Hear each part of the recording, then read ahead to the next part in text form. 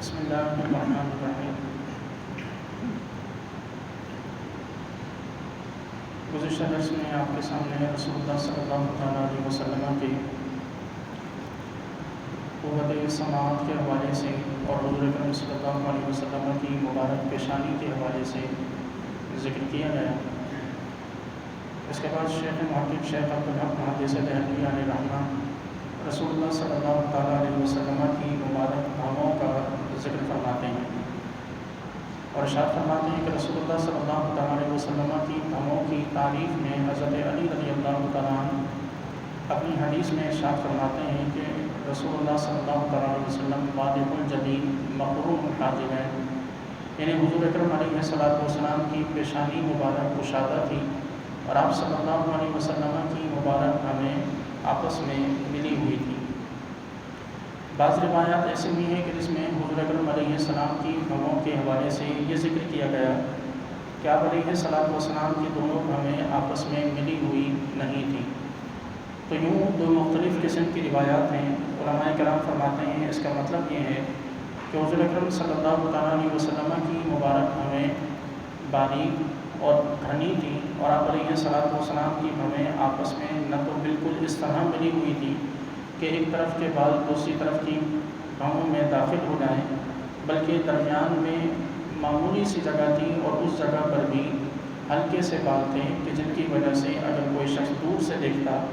تو حضور کی بھاویں اسے ملی ہوئی نظر آتی، اور اگر کوئی شخص قریب سے آ کر غور سے دیکھتا تو وہ بھاویں ایک دوسرے سے جدا اور الگ نظر آتی۔ اس کے بعد آپ صلی اللہ علیہ وسلم کی مبارک ناک کے حوالے سے رسول اللہ صلی اللہ علیہ وسلم کی ناک کے حوالے سے کئی صحابہ کرام کی مختلف روایات موجود ہیں کہ جن میں حضور اکرم علیہ السلام کی بینی مبارک یعنی ناک مبارک کے حوالے سے ذکر کیا گیا کہ اقن الانفی و اقن العینی، کہ آپ صلی اللہ تعالیٰ علیہ وسلم کی مبارک ناک یہ بلند تھی، یعنی دور سے دیکھنے میں بلند نظر آتی، جبکہ اگر کوئی شخص قریب سے اور غور سے دیکھتا تو حضور اکرم علیہ السلام کی مبارک ناک بلند نہیں تھی۔ فرماتے ہیں کہ یہ بلندی جو دور سے نظر آتی یہ دراصل نور کی بلندی تھی کہ جو حضور اکرم علیہ السلام کے جسم مبارک کے ہر ایک عضو کو بلند دکھاتا تھا۔ آپ صلی اللہ علیہ وسلم کی ناک مبارک کے حوالے سے سائل کے اور سینان کے الفاظ بھی ہیں، یعنی سائل الحاجبین کے الفاظ بھی ہیں، یعنی حضور اکرم علیہ السلام کی مبارک ناک باریک تھی اور آپ صلی اللہ تعالیٰ علیہ وسلم کی مبارک ناک میں بلندی جو تھی وہ حضور اکرم علیہ السلام کی نیک بختی اور سعادت مندی کی نشانی ہے۔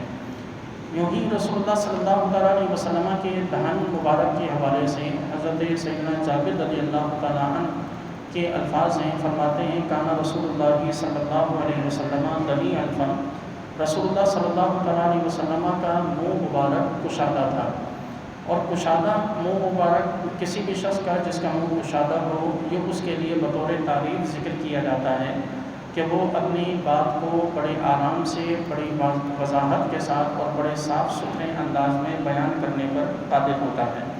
کہ جس کا منہ چھوٹا ہو وہ الفاظ کو بڑا چبا چبا کر ادا کرتا ہے اور سامنے والوں کو اس کی بات سمجھ میں نہیں آتی۔ حضور اکرم علیہ السلام کے کلام کے حوالے سے صحابہ کرام فرماتے ہیں کہ یفتح الکلام و یختمہ باشداقی، آپ علیہ السلام جب کلام کا آغاز فرماتے تو حضور اکرم علیہ السلام بات کے آغاز میں اس قدر ٹھہراؤ سے کلام فرماتے کہ منہ مکمل کھول کر ایک ایک لفظ کو صحیح طریقے سے ادا کر کے حضور کلام فرماتے تاکہ سامنے والوں کو سمجھ میں اچھے طریقے سے آ سکے۔